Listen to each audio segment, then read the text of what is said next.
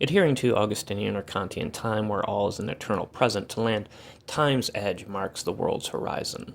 Land's remark on time is also in reference to Heidegger, who noted how time was the horizon that would allow us to understand being, linked of course to death, as we are beings toward death in the Zen Buddhist sense, and Heidegger was always a bit of a Nazi Buddhist. Saturn, marking the end of every week, is Chronos, the god of time itself, representing death and decay, but it is Chronos who proves more important, as we shall later discuss. Finite and phenomenological and material man has always attempted to get outside of such time and obtain the infinite and transcendental, escaping reincarnation and obtaining nirvana in the Buddhist sense, moving away from the soul's endless migration or metempsychosis, where metempsychosis was advocated for by people like Giordano Bruno, tied to pantheism or panpsychism. As Land notes, Spinoziistic deus sive natura, or God or nature, does not describe Gnan, nature or nature's God, though finite man is limited by nature and time itself since he cannot embrace infinity as he is a finite creature. Land adheres to the subjective nature of time, where adhering to simultaneity, we know, according to Einstein's relative nature of time, no thing ever occurs at the same time or in the same way for any one observer. Thus, through subjectivity, we get endless difference through repetition. We could even link this back to Deleuze and Bergsonian duration via intuition, or even Derridian deconstructionism. As the Grippa de Nun might have stated, thus the need for an asymmetric system that, unlike a symmetrical one that produces holistic union through Hegelian negation, we get pluralistic multiplicity instead, where, via circles without centers, all is decentralized, as Yeats noted in The Second Coming, where things fall apart, the center cannot hold. In Chapter 3, Outsideness of Xenosystems, in the blog What is Philosophy, Land notes how time eluded Platonic philosophy. In Plato's Timaeus, time is a demiurgic creation, and thus not truly eternal. It is a moving image of eternity, an imitation of eternity, noted by a cyclic nature, since cycles mimic the heavenly or planetary bodies above. Time, though an act of becoming through change, is the opposite of eternity, and thus the opposite of the Platonic forms to Plato. But again, to Land, we need to get outside of cyclic time, outside of Burroughs' one-God universe, and thus the need to rely upon a transcendental notion of time, as shown in the works of both Augustine and Kant. Thus it is time and transcendental eternity itself that decides what philosophy is. As noted in Simulated Gnon Theology, Gnon is infinitesimal, linked to Cantor's infinity of infinities, his diagonal argument, which correlates to deterritorialization. We must remember that it is chaos that precedes creation.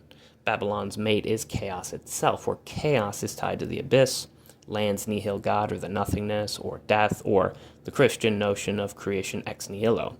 Death, or nothingness, or chaos is thus needed to be reborn in Crowley's thelemic system, tied to the Night of Pan in Babylon. This chaos is also linked to the Negredo stage in alchemy, tied to Bataille's black and alchemic sun.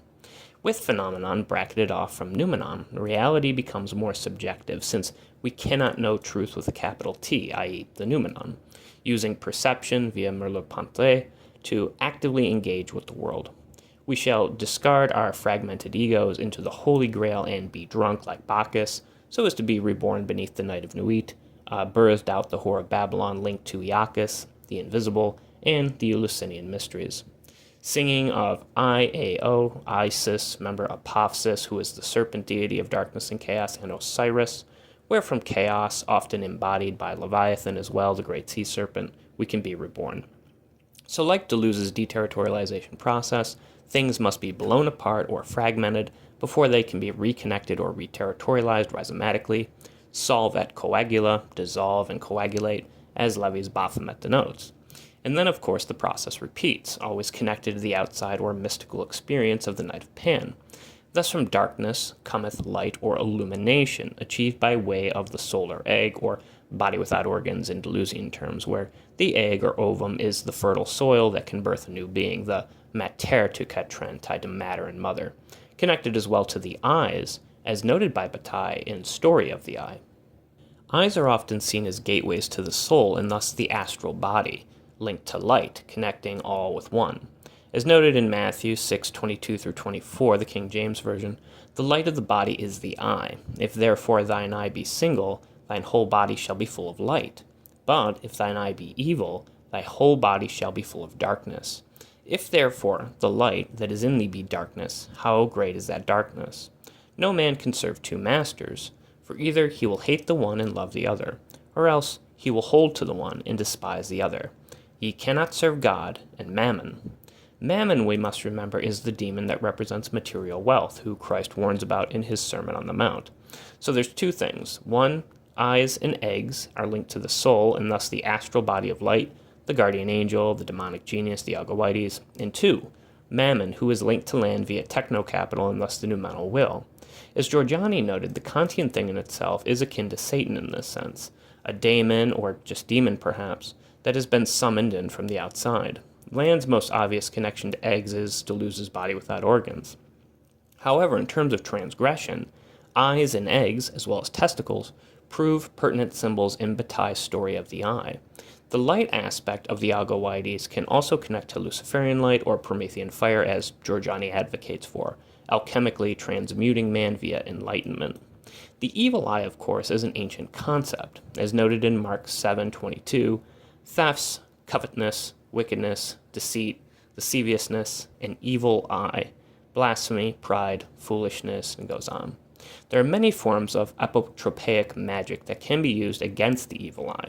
For example, in Italian folklore, the cornicello or cimaruta are both used to ward off Malocchio, the evil eye.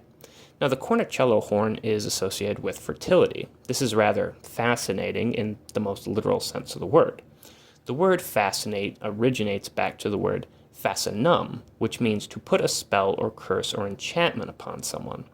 This relates back to the term fascinus, which is a Roman word linked to the divine magic of the phallus. And so we see how eyes, eggs, and testicles connect. The idea of ejaculating into someone's eye to ward off evil isn't as absurd as it seems when considering this ancient concept. Still, the more obvious symbolism is not lost. Since the evil eye can kill, it is tied to death, akin to the stare of a basilisk, and thus one would need fertility via the phallus to promote life. As we brought up with Wicca via Gardner and Buckland or Crowley's own thelemic system, Pan, or the horned god, is linked to fertility, as is the triple moon goddess, tied to the three stages of the moon, the full mother, the waxing maiden, and the waning crone, as well as Graves' white goddess.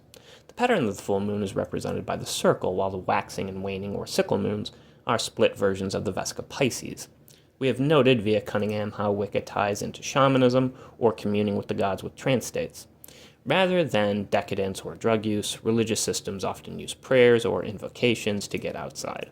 This trance state links back to both Rimbaud and Bataille and the notion of the limit experience. The connections to death and rebirth appear again here. Again, the evil eye has numerous historical and cultural ties. The Hamza hand, or the hand of Fatima, for example, is also used to ward off the evil eye, as are the sign of horns one makes with their hands, where the pinky and index finger is raised up. Usually this is the hand sign you see at like heavy metal concerts. It was made famous by like Black Sabbath. Linked again, though, back to Pan and fertility, since Pan is the horned god. The hand sign of horns ward off the evil eye and is often seen in a lot of Buddhist sculptures and paintings as well. The fig sign is another hand gesture used to ward off the evil eye, though it also has sexual connotations in other cultures, as in Japan, where it is called sekusu, meaning sex. Either way, the connection to fascinating oneself with sex so as to ward off the evil eye becomes obvious, again tied to death and rebirth. Sex to Bataille is linked to transgression and eroticism, the little death. Even looking at the cover of Land's Fang Noumena, as designed by Jake and Dinos Chapman, we see an evil-looking eye holding a severed phallus in its hands, almost as if to indicate sex cannot save us, as it is tied to a rune via the accursed share as a Luciferian rainbow blooms in the background. Land's system, driven by death and a return to nothingness, the god of nihil, replaces fertility with Bataille's eroticism, becoming deterritorialization heavy, leading to runaway and escape. It is a purely demonic death drive that has no place for Freudian phalluses or penis envy or castration anxiety, felt by boys in fears of their father in the context of the Oedipus complex. However, it was Chronos with a sickle who castrated his father Uranus, and it was from the blood of Uranus that birthed the Erinyes, or the Furies, who we discussed in relation to the chthonic underworld and oath-breaking via Horkos, tied to the law. From Uranus's castrated phallus, which was thrown into the sea, Aphrodite, or love, linked to Venus and Lucifer, the morning star, was also born. And so, despite Land's dislike for Freudian psychoanalytic theory, castration proves important, allowing love and the law to emerge, tied to the will to Crowley and the number 93. Crowley, after all, as the letter A in his own signature signifies, was forever magically fascinated by phalluses and the magic they could make via sex. Pan was, after all, forever his man, as noted in the hymn to Pan, overcoming or coming over the evil eye, causing it to close in an act of mystical and mysterious initiation. Now to listen to some Magdalena Bay songs. Ghost and Wandering Eyes are both good if you're interested.